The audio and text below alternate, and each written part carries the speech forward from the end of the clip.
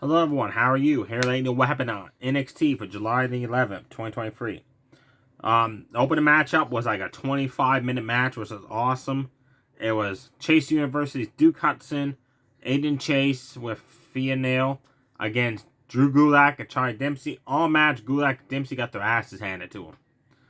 Like, poor Dempsey suffered a double team axe handle, double team, like, did a mission style across the back move. Even Chase University attacked the guys before the bell rang, beat the shit out of them outside the ring. Duke Hudson clotheslined one guy over the ropes. And then, Adrian Chase monkey flip Charlie Dempsey. The bell finally rang. They isolated Duke Hudson, eventually started working on him. Duke Hudson quickly fought out of the corner. Top rope body slam, Drew Gulak. One heck of a clothesline to Charlie Dempsey.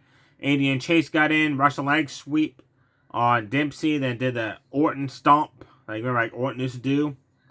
When he does that, but he spells out Chase U University as he does it. Eventually they isolate Adrian Chase, started working on him a bit. They deliver a nice double team move, which I liked. Charlie Dempsey held him in a headlock, and Gulak ran off the ropes to deliver a drop kick.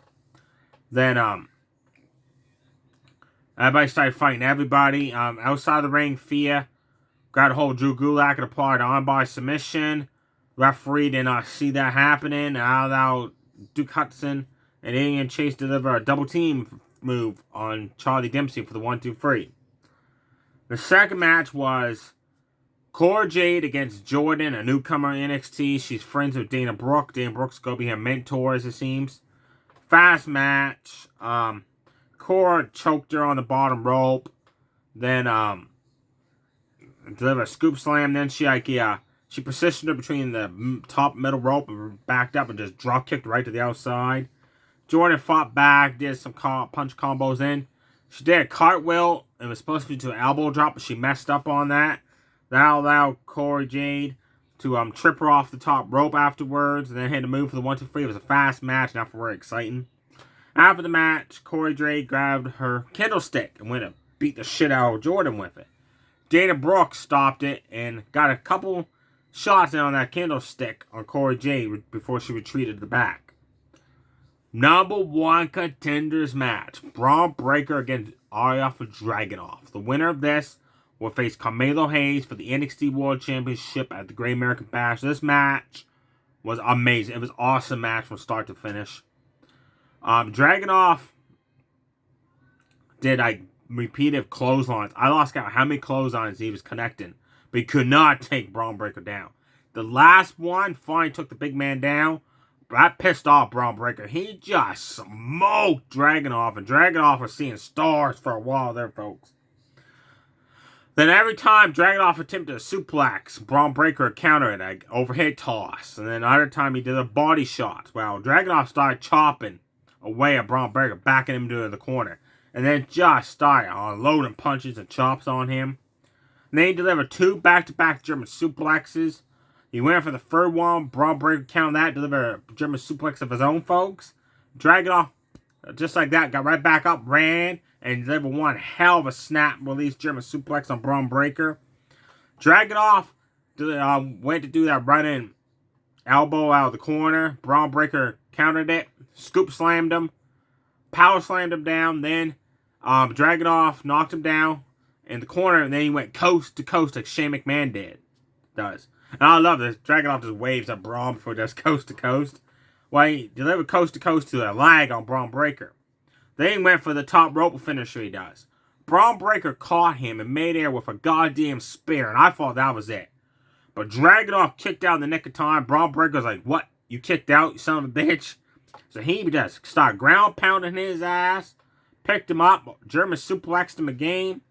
Dragunov had none of this, folks. He got right up and powerbombed Braun Breaker.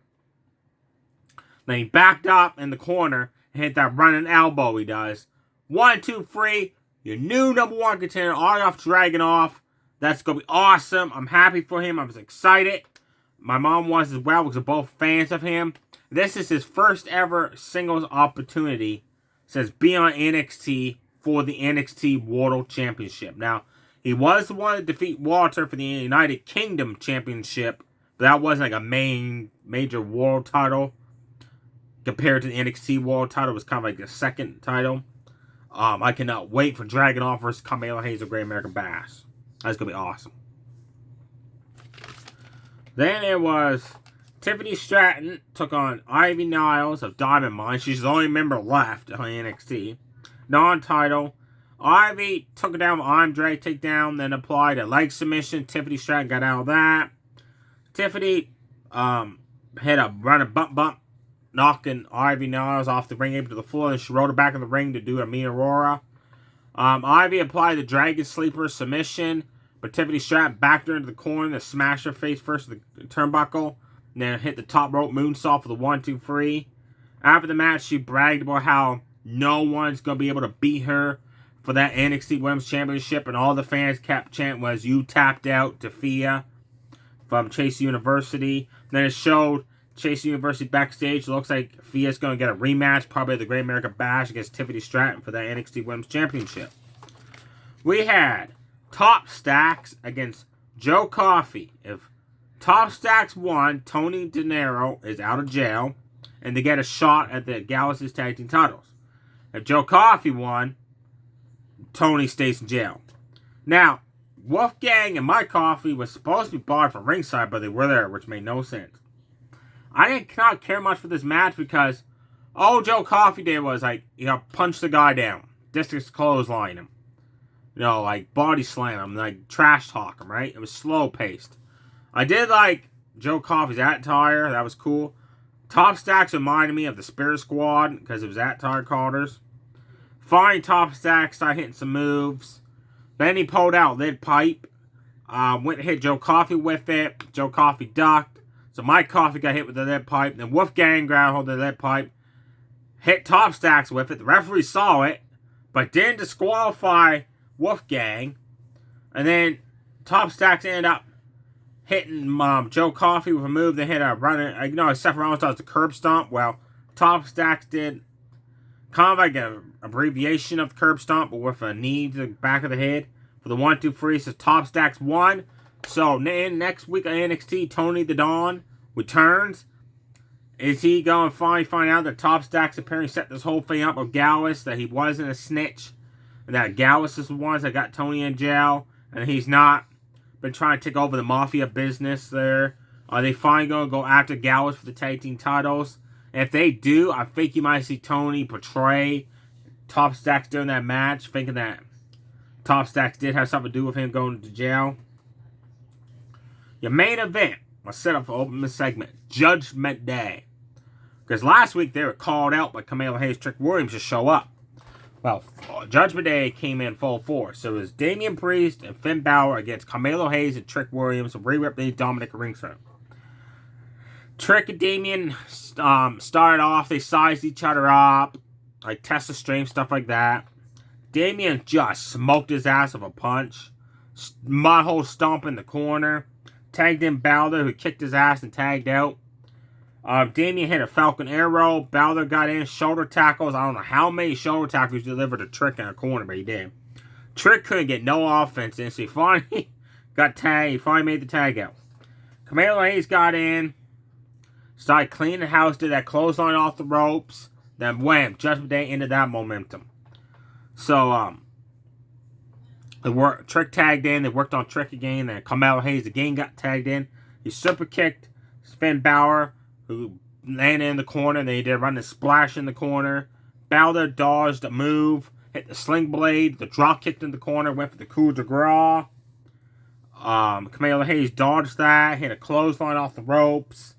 Then Stunner Damian, who ran in. Damian, after he hit the Stunner, just quickly spun around and hit a nice roundhouse kick. Everybody's fighting everybody. Dominic distracted the referee. Saraya could toss the briefcase into Damian Priest. But it was intercepted by Ilya Dragunov. He was trying to do the right thing to help Carmelo Hayes and Trick Williams, but it backfired and allowed Carmelo Hayes to actually run into Dragunov with the case. So both guys, like Dragunov fell off the ring apron. Carmelo Hayes basically kind of touched the case. Turn around, sit down chokeslam by Damian. Coup de grace by Finn Balor for the 1-2-3. Judgment Day 1 on the main event NXT. Now, next week, and announced Tony De Niro's returning. Genji versus Kaden James in a rematch. And it's a tag team debut on NXT of Alberto Carrillo and Garza, as they're going to face Nathan Frazer and Dragon Lee. That's going to be one heck of a good matchup. Also on NXT, Kaden James found out that Genji got a hold of her phone and put some photos around on the internet and that stuff that she didn't like. That was a women's locker room segment. Superstars was saying how Eddie Forbes was a badass dude in that underground match. Well, that's a bunch of bullshit. Cap destroyed him last week. If you haven't seen that match yet between Cap and Eddie Forbes underground, check it out because Cap just destroyed him. So Dijak walked up and said, Eddie Forbes is like the new badass around here. We'll see about that. So it's probably going to lead Dijak and Eddie Forbes having a matchup. Baron Corbin. A show out of Vanette from him. He was leaving his mansion, talking about how he's just going to be himself and win. But as he was driving down the road, he put on the brakes. A person wearing like a hoodie, kind of like a sports jacket kind of hoodie. Back two was standing there, and Corbin got out and was like, "Who the hell are you?" So is this kind of like a tease of Corbin's new persona, or is he going to have a tag team partner or something? Speaking of partners, a new tag team showed up at NXT. It looks like they're going to be like a bunch of thugs in that, just kicking people's asses. They showed up twice during the night. Nothing really happened there. Noam Dar canceled his Supernova sessions because he can't wrestle, can't do it no more. That's a Heritage Cup trophy back. He was crying upset. My mom was crying upset because, well, Noam Dar is crying upset. She is because she loves that guy. She thinks he's sexy as hell, and oh man. Davenport said that she's done with Roxanne Perez, but Roxanne Perez thinks she's not done with her, then that's a mistake. She should just leave her alone. Scasm approached Ivy Niles backstage, saying, "So what are you going to do now? Your partners, the Creed brothers, are gone. Roderick Strong's in AEW, and Cap wants nothing more to do with Diamond Mine, so you're all alone." So they offered her a spot in Scasm, then they walked away. Will Ivy Niles accept the position to join Scasm or not? And then Wes Lee was backstage talking about accepting the North American Championship challenge against Mustafa Ali at the Great American Bash when Dominic Mysterio approached him. Next week on NXT, Dominic Mysterio is going to face Wes Lee for the North American Championship, where it become a triple threat at the Great American Bash, or it be Wes Lee versus Mustafa Ali. Now, like I said before, every time Wes Lee defends the North American Championship, 9 times out of 10, it's a multi-man matchup.